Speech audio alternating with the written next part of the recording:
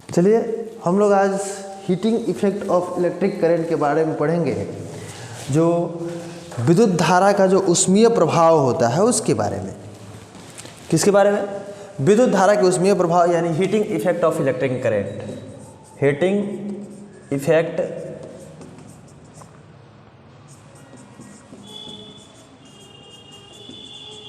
Electric current.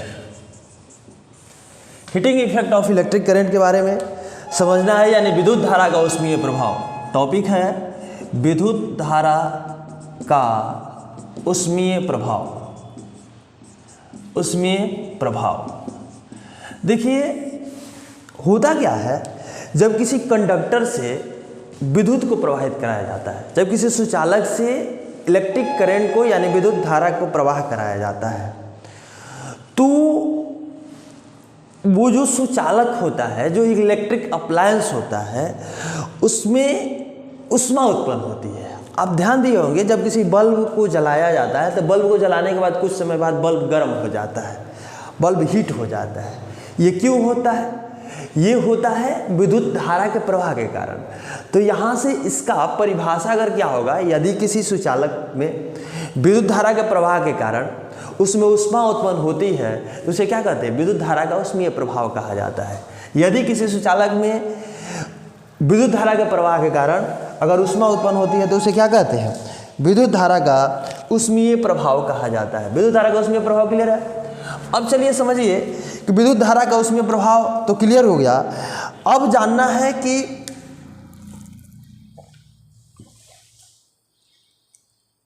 अब जो होता है कि विद्युत धारा जो होती है, विद्युत धारा की में ऊष्मा जो उत्पन्न होती है, ऊष्मा ये क्यों उत्पन्न होती है? ऊष्मा उत्पन्न होने का ये पहले इसको क्या बोलते हैं, इसका पहले डिफिनीशन समझ लिया जाए। किसी सुचालक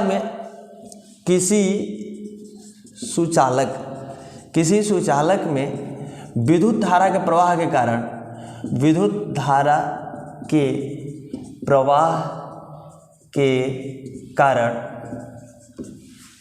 अगर ऊष्मा उत्पन्न होती है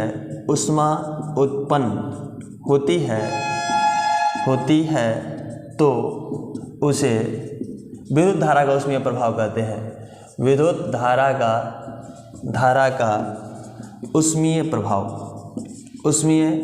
प्रभाव कहते हैं। इसको इंग्लिश में कैसे बोलेंगे? When electric current is flow in a conductor. When electric current is flow in a conductor, then heat is produced. This effect is called heating effect of electric current. मतलब जब किसी सुचालक में विद्युत धारा का प्रवाह किया जाता है तो वो जो इलेक्ट्रिक अप्लायंस होते हैं, विद्युतीय जो उपकरण होते हैं, वो गर्म हो जाते हैं। और गर्म होने का कारण क्या होता है? हीटिंग इफेक्ट ऑफ जो विद्युत धारा का ऊष्मीय प्रभाव के कारण होता है। अब जानना है कि ये क्यों होता है। ये तो विद्युत धारा के प्रवाह के कारण ऊष्मा उत्पन्न हो गई, ये क्यों ऊष्मा उत्पन्न हुआ, इसका रीजन क्या होता है? अब समझिएगा, होता क्या है कि कोई भी सुचालक होता है मेटल का बना होता है, और मेटल यानी धातु का बना होता है। और धातु के जो इलेक्ट्रॉन होते हैं, धातु के बाहरी कक्षा के जो इलेक्ट्रॉन होते हैं, वो बड़ी संख्या में मुक्त इलेक्ट्रॉन होते हैं। और बड़ी संख्या में मुक्त इलेक्ट्रॉन होने की वजह से उनका क्या काम होता है? इधर उधर दौड़ना काम रहता है, इसी तरह से गति करते रहते हैं।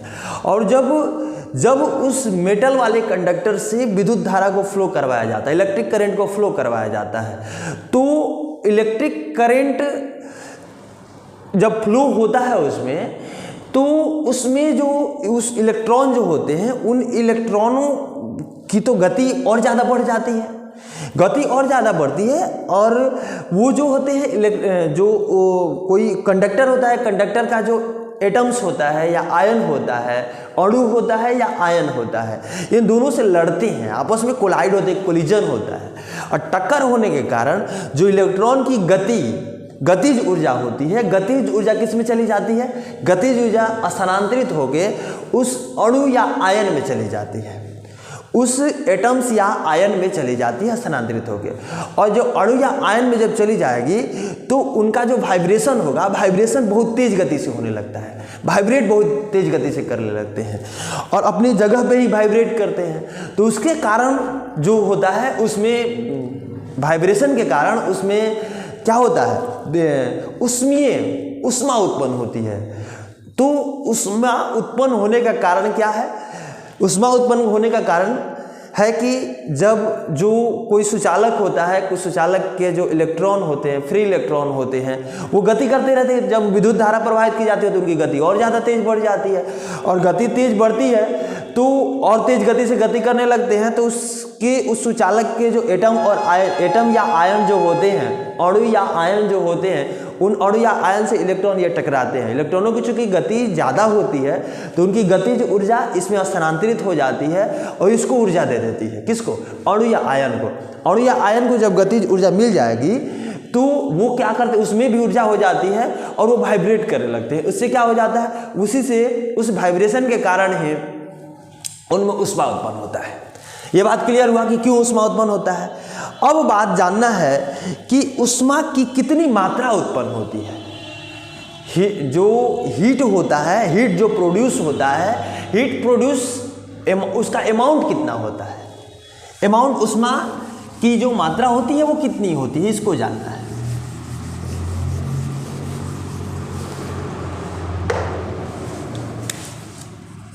ऊष्मा की मात्रा, amount of heat, amount of heat, amount of heat, कितना हीट प्रोड्यूस होता है। चलिए अभी हम लोग समझे कि क्या होता है जब इलेक्ट्रॉन में ये ऊर्जा स्थानांतरित होती है। इसी ऊर्जा स्थानांतरण के कारण क्या होता है, ऊष्मा उत्पन्न होता है। तो उनके द्वारा वाइब्रेशन के कारण एक कार्य किया जाता है, वही कार्य जो ऊष्मा के बराबर होता है। तो हम लोग एक फार्मूला पढ़े हैं, विभवांतर V बराबर W/Q। उस कार्य के बराबर चूंकि ऊष्मा होती है तो W बराबर क्या हो जाएगा, VQ हो जाएगा। W बराबर VQ यानी कार्य बराबर विभवांतर गुना आवेश। अगर मान लिया जाए कि कोई विद्युत धारा है, कोई विद्युत धारा I विद्युत धारा को T समय तक प्रवाहित किया जाए, क्या I विद्युत धारा को T समय तक प्रवाहित किया जाए, T समय तक प्रवाहित किया जाए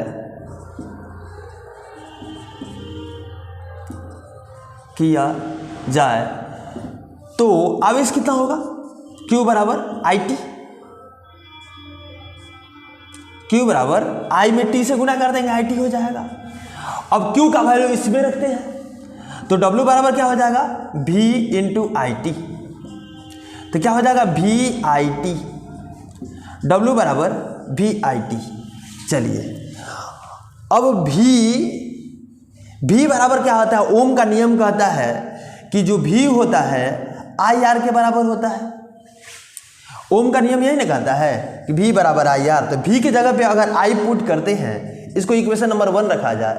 अगर V की जगह पे IR करेंगे, W बराबर VIT में V की जगह पे IR होगा तो W बराबर क्या हो जाएगा, IR Guna I Guna T। तो कितना होगा, I²RT। ये एक दूसरा इक्वेशन हुआ W बराबर ये W जो है W यानी कार्य, और वही कार्य किसके बराबर, उसी कार्य के कारण क्या होता है, ऊष्मा उत्पन्न होती है। तो ये ऊष्मा अगर निकाला जाए, ऊष्मा का भी मात्रक जूल होता है और कार्य का भी मात्रक जूल होता है।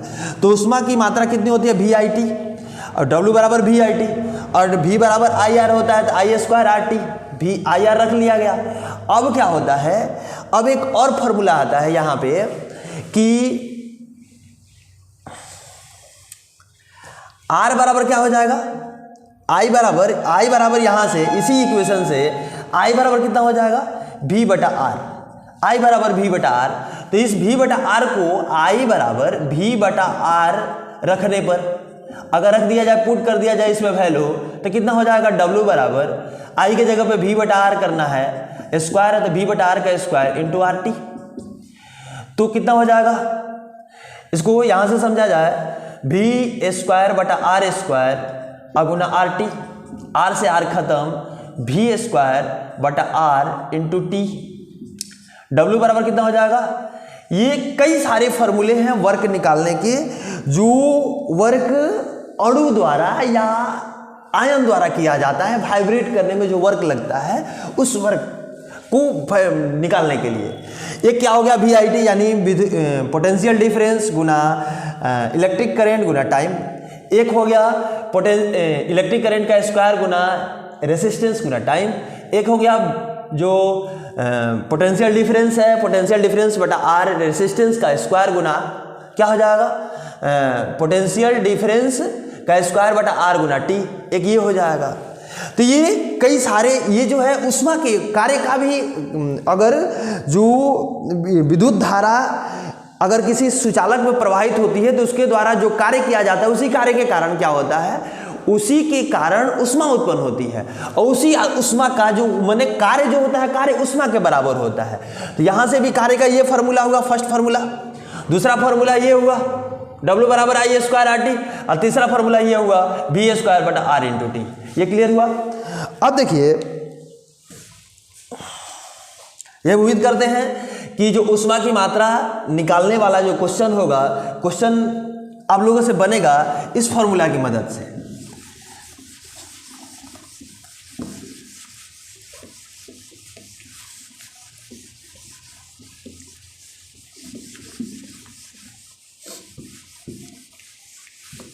अब एक होता है